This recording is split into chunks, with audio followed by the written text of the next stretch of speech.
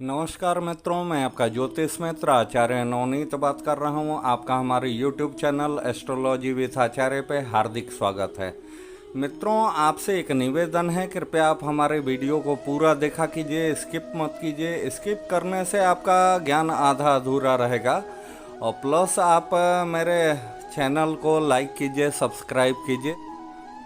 मित्रों, हमारे यहाँ से आप ओरिजिनल जेम्स स्टोन मंगा सकते हैं ग्रहों के लिए। आप उसको अंगूठी भी बना के मंगा सकते हैं। उसके लिए आपको डिस्क्रिप्शन में दिए गए नंबर पे कॉल करना होगा। कॉल करके आप अपना बात करके और अपने लिए रत्न मंगा सकते हैं। मित्रों, आज हम लोग जानेंगे रत्न विज्ञान के बारे में कि कौन सा रत्न किस इंसान को पहनना चाहिए, किस अवस्था में पहनना चाहिए, कब आपका ग्रह किस अवस्था में बैठा होगा, कहाँ होगा, वो लग्नेश का मित्र होगा या शत्रु होगा, तब आपको पहनना चाहिए या नहीं। ये सब के बारे में आज हम लोग विस्तार पूर्वक जानेंगे।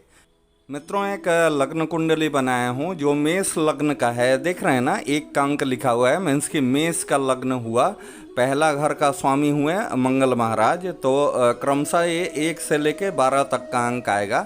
मेष, वृष, मिथुन, कर्क, सिंह, कन्या, तुला, वृश्चिक, धनु, मकर, कुंभ, मीन। ठीक है मित्रों, तो ये मेष लग्न के कुंडली में आज हम आप लोगों को समझाने का कोशिश करते हैं कि कैसे आप कोई भी इंसान को रत्न धारण करना चाहिए, कैसे रत्न को माने देखा जाता है कि आपके लिए कौन सा रत्न 100% सूटेबल है। काहे कि 9 ग्रह का 9 अलग अलग रत्न माना जाता है। कुछ रत्नों का अपना उपरत्न भी माना जाता है। ठीक है मित्रों, तो देखिए जैसा इस साइड में मैं लिखा हूँ कि ग्रह रत्न और उपरत्न। तो पहला होते हैं सूर्य महाराज, उनका होता है माणिक।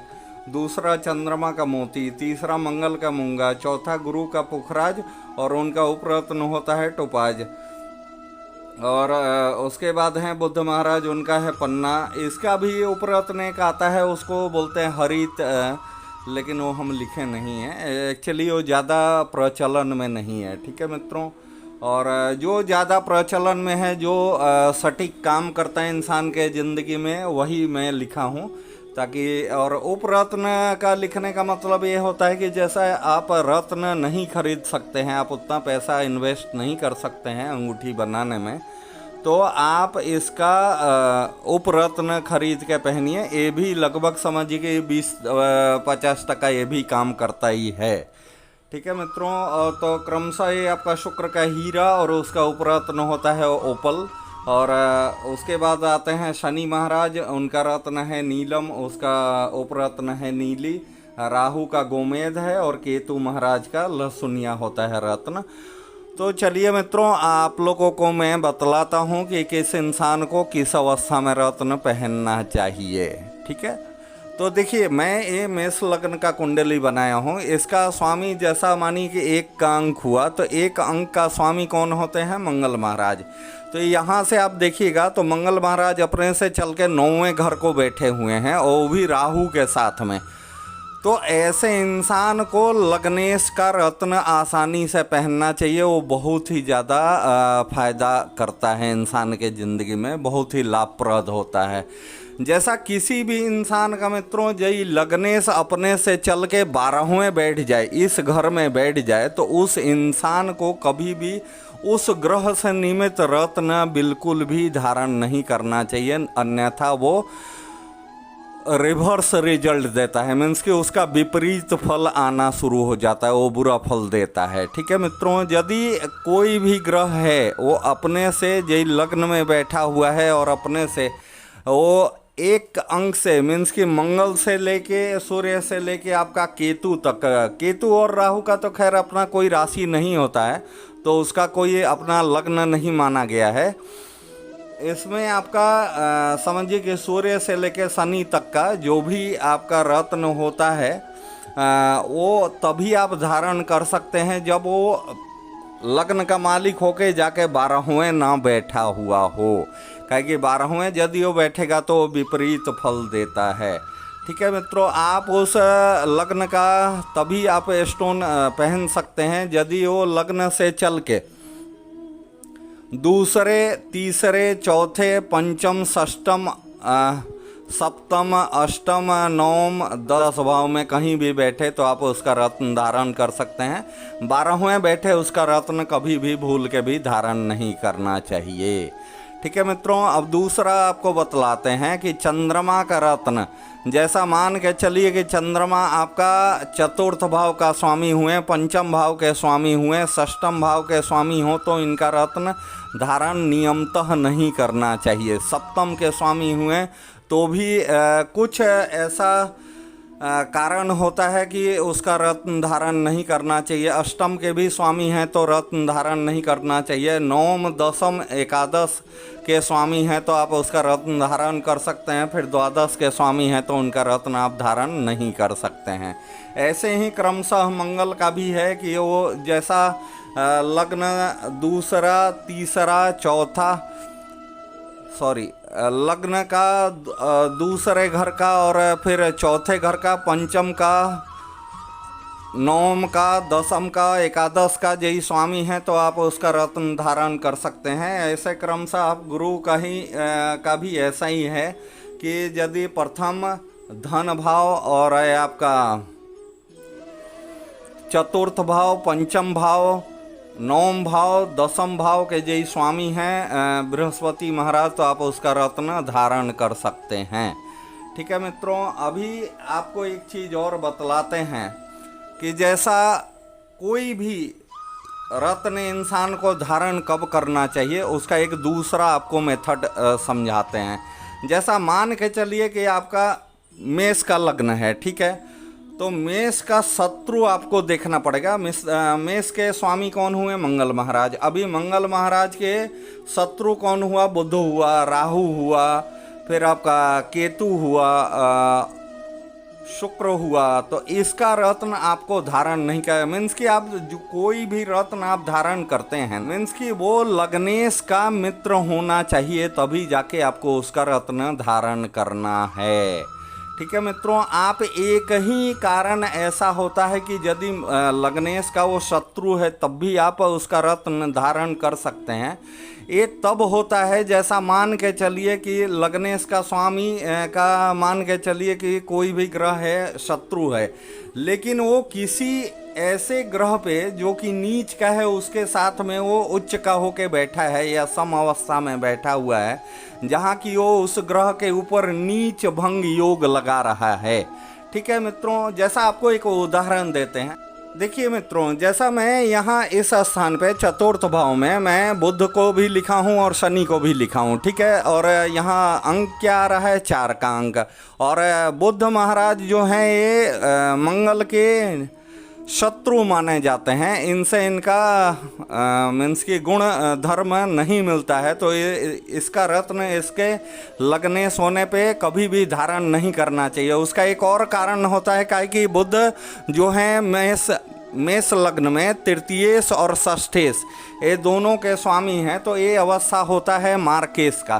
ठीक है, तो इसका रत्न धारण नहीं करना चाहिए। लेकिन यहाँ एक लॉजिक ऐसा है कि मानिए कि बुध महाराज यहाँ शनि के ऊपर नीच भंग योग लगा रहे हैं। आपको समझाते हैं कैसा। जैसा शनि महाराज जब भी कर्क राशि में होके बैठते हैं ना 4 के अंक पे, तो शनि महाराज यहाँ पापी हो जाते हैं और यहाँ बुध महाराज उच्च का फल देते हैं। कर्क राशि नीच भंग योग लगा रहे हैं शनि के ऊपर, तो इस अवस्था में आप पन्ना पहन सकते हैं मेष लग्न में जन्म होने के बावजूद। ये आपको 100% फायदा ही करेगा, नुकसान कभी नहीं करेगा। ठीक है मित्रों, तो मैं उम्मीद करता हूँ कि ये चीज़ आपको समझ में आ गया होगा। ठीक है, दूसरा एक लॉजिक मैं आपको समझा रहा हूँ कि कभी भी यदि किसी भी इंसान का जन्म वृषभ लग्न में हो, यहाँ मीन्स कि 2 का अंक हो या यहाँ 7 का अंक हो, तो उस इंसान को भूल कर भी मंगल ग्रह का रत्न भूल के भी धारण नहीं करना चाहिए। ये अति अशुभ फल देता है। ठीक है मित्रों, दूसरा मैं आपको एक चीज़ बता रहा हूँ कि यदि यहाँ तुला का लग्न है, 7 का अंक लिखा हुआ है या 2 का अंक लिखा हुआ है, तो ऐसे इंसान को भूल के भी गोमेद धारण नहीं करना चाहिए। अभी यहाँ आप देखिए गोमेद किसका रत्न है? ये राहु महाराज का रत्न है। इस चीज़ को आपको ध्यान में रखना होगा। दूसरा एक चीज आपको बतला रहे हैं, कभी भी किसी भी इंसान को लग्नेश का मीन्स के लग्न के बगल के स्थान को ये धन भाव है, और यदि एक ही ग्रह मानी कि ये मेष लग्न के कुंडली में धन भाव और सप्तम भाव दोनों का स्वामी कौन है, शुक्र महाराज, ये जाके बैठे कहाँ है, आय भाव में। तो बैठे कहाँ है ये नहीं देखना चाहिए। मूल बात इसमें ये है कि यदि कोई भी ग्रह जो कि धन भाव और सप्तम भाव का स्वामी होगा, उस ग्रह से निमित्त रत्न भूल के भी धारण नहीं करना चाहिए, काहे कि वो मार के सो जाता है, वो आपके लिए प्राणघातक होगा। ठीक है मित्रों, दूसरा एक चीज आपको समझाते हैं, ध्यान से देखिए।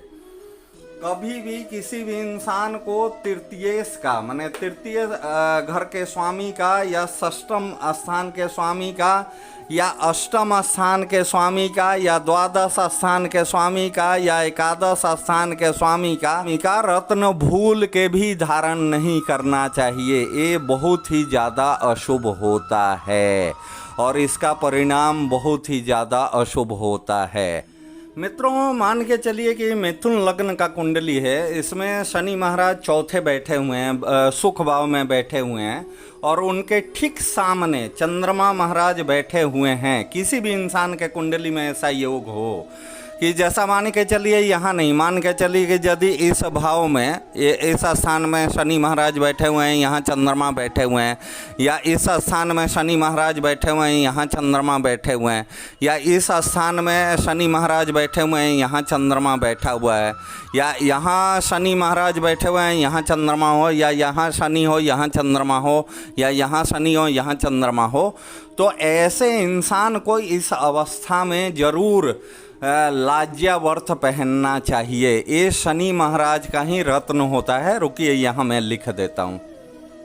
ये देखिए, मैं यहाँ लिख दिया हूँ, लाज्यावर्त उस इंसान को पहनना चाहिए। तो इससे काहे कि शनि का बहुत ही क्रूर दृष्टि चंद्रमा के ऊपर पड़ता है। कहीं से भी बैठ के यदि शनि महाराज चंद्रमा को देखते हैं ना, तो उस इंसान का मित्रों सोचने समझने का शक्ति को क्षीण कर देते हैं।